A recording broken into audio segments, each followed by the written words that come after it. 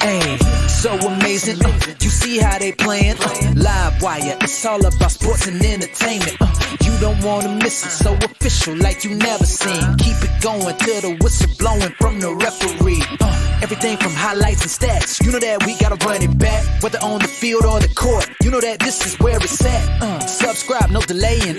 This is Live Wire, sports and entertainment. Let's go.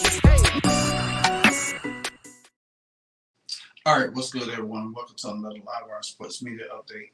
All right, we're going to talk about some Commanders football right now. And the Washington Commanders just signed former Pittsburgh Steeler Martavis Bryant, who hasn't played in the NFL in 6 years. They also has released kicker Ramiz Ahmed, which to me, I think he did pretty well in the first preseason game, but we all know that kicking also is something that the Commanders really need to step up their game, really need to make sure that they have a great sound of the kicking this upcoming year. Now, a little bit more about Martavis Bryant. You know, he played with the Oakland Raiders.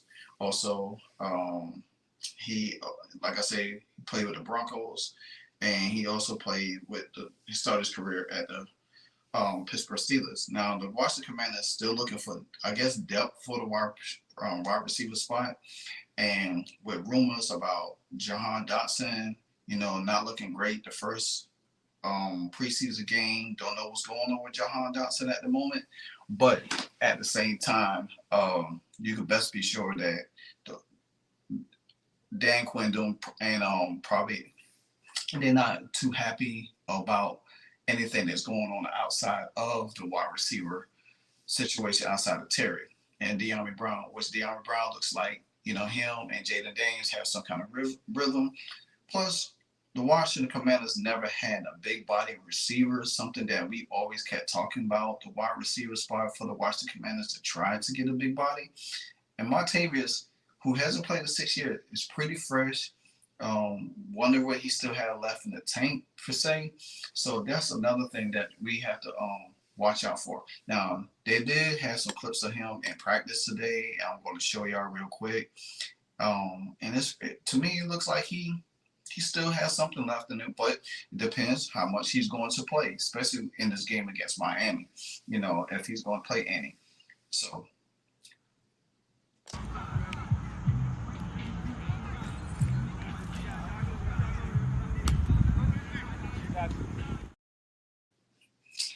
Now, that first clip is just, you know, a little route in and out, you know, saying, and, you know, definitely you really want to stretch the field. You have to have that person stretch the field, and especially with all the rumors about Brandon Ayuk, you know, trying to get traded.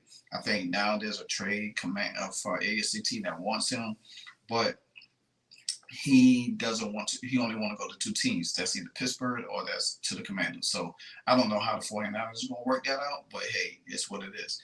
But I also had kind of like a logic to this. You know, not saying it's 100% correct, not saying I'm right about it, but it's just something I was thinking about. Maybe they're going to monitor the Jahan Dotson situation. Maybe they're going to monitor that situation. Maybe they're going to look and see how well he's continued to progress. Now, you also know that the Commanders did sign Brian Pringle also. So they're looking for anything, spark, depth, punt return, whatever the case might be. So, and it could be more sets for the offense for Jaden Daniels to utilize, stretching the field, you know what I'm saying? Because if you look at Cliff Kingsbury offense, it has to be spread out to utilize the running backs and your mobile quarterback. So the more receivers you have, more matchups you have, the more you have to stretch out the field. And if you look at the Washington Commander receiver corps, you don't have too many weapons that really stretch out the backside of the field, the secondary, and then stuff like that. Yeah, you got and then your tight ends could be more lethal in that sense. So it's all about explosive plays, and the more you can stretch that field out there, then you give different matchups, and then it makes it easier for your quarterback to operate. You don't want the line to be stacked up like how there was in the last few years where we didn't have nobody could get separation. You're going to need separation.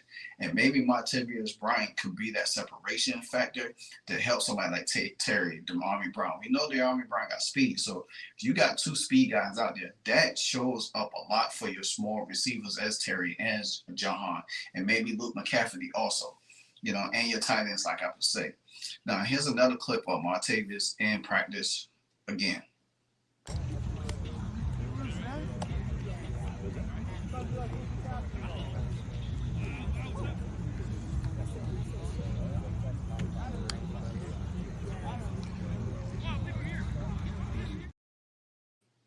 Now, I also think that these next two preseason games, if he continues to practice well and he shows something in the preseason games and the last one, I do believe he can make the roster. I don't think he's not going to make the roster unless, like I said, unless the Washington Commanders figure out something, some kind of trade that they're going to, that nobody knows that they could get Brandon Ayuk over there or whatever the case may be. Who knows? But I still believe that the Commanders need a big body receiver. You know what I'm saying? It's going to be, a little bit, and you also know that, with, signing Bryant is a mystery. One column wrote, said one of the controversial wide receivers hasn't played a snap in the NFL since being suspended from the league, and definitely back in 2018 when he was with the Raiders. You know what I'm saying? His suspension from the league after his first few season stints with for violating the NFL substance rules. Mainly when it came down to using drugs such as marijuana, Bryant definitely suspension from the league was lifted last November, and he eventually signed with the Dallas Cowboys and spent last season on the practice squad. Now, in his past, with his past behind it, it seems like the 32-year-old, now he's 32, so he's, like I said, he ain't played in 6 years. So, I'm sure he's fresh.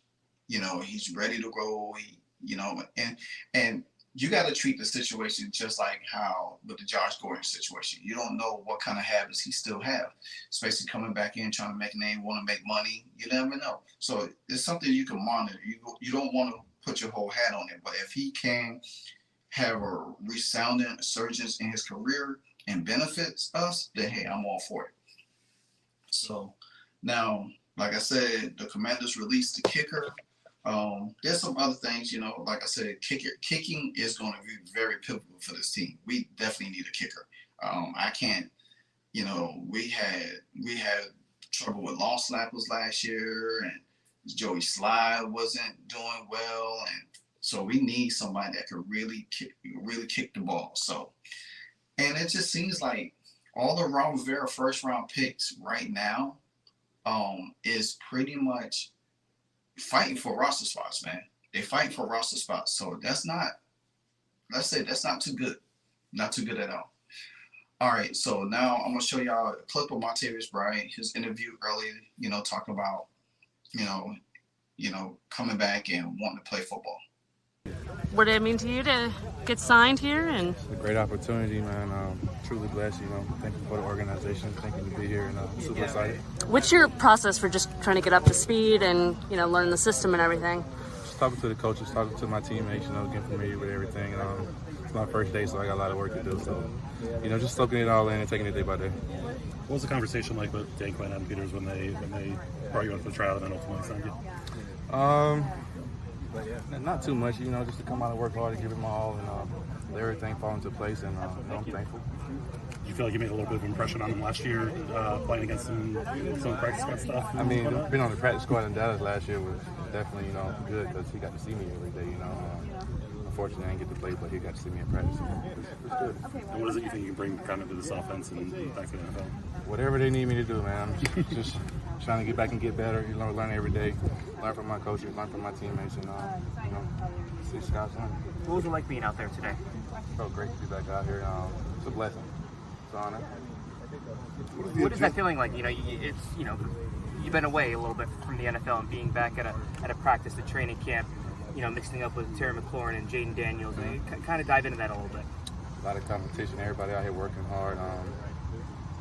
First training camp in a while, like you said. So it's an honor to be back out here. I was in Dallas last year for like 8 games. So I'll be back in for like over a year now. So just taking it day by day, man. Get my feet back on it.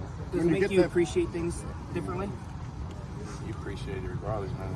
The NFL is a blessing to be here. It's an honor. So each opportunity you're given is a blessing. Man. When you get that phone call from an agent or the team, what's the reaction?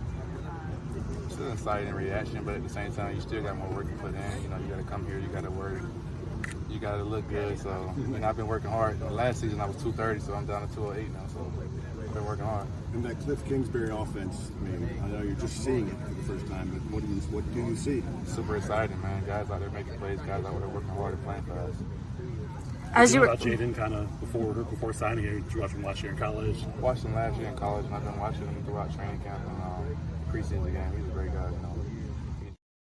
All right, so that's just some of the interviews that he talked about, being there, signing, and all the good stuff like that. Now, he, like you said, he was a little heavier. Now he's down to 208, so he's still pretty solid receiver. You can look at him, he's slender, big arms and everything like that. So that's a good thing.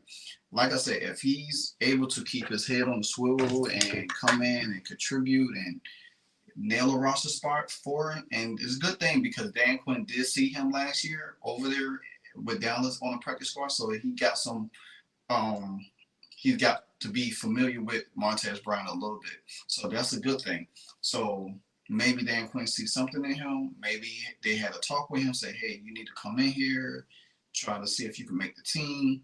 If you don't do well, we're gonna let you go. So all in all, man, I think, it's good that he come in, we sign him. It's just up to him, these last couple of preseason games to see if he can make the team. If he makes the team, it's going to make our team a little bit more exciting. Like I said, I don't know what's else going on with the Jahan Dodson situation because B. Mitch and JP Finley had a little podcast, and B. Mitch went in. He didn't name names, but a lot of people started to put the puzzle together. Some people think it's about Forbes. Some people think it's about Jahan Dodson. And you got to think about it. You ain't guaranteed no roster spot. Forbes in his second year, Jahan in his third year. You know what I'm saying?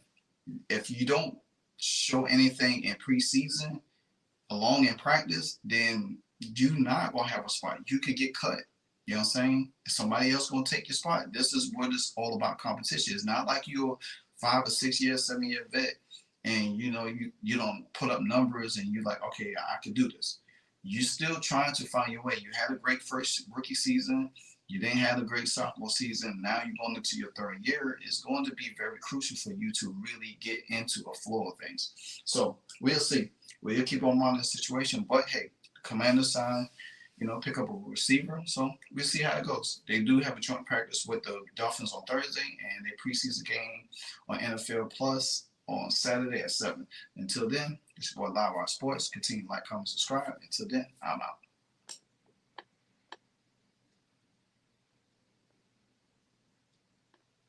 Hey, so amazing. You see how they playing? Live wire, it's all about sports and entertainment. You don't want to miss it, so official like you never seen. Keep it going till the whistle blowing from the referee. Everything from highlights and stats. You know that we gotta run it back, whether on the field or the court. You know that this is where it's at. Subscribe, no delaying.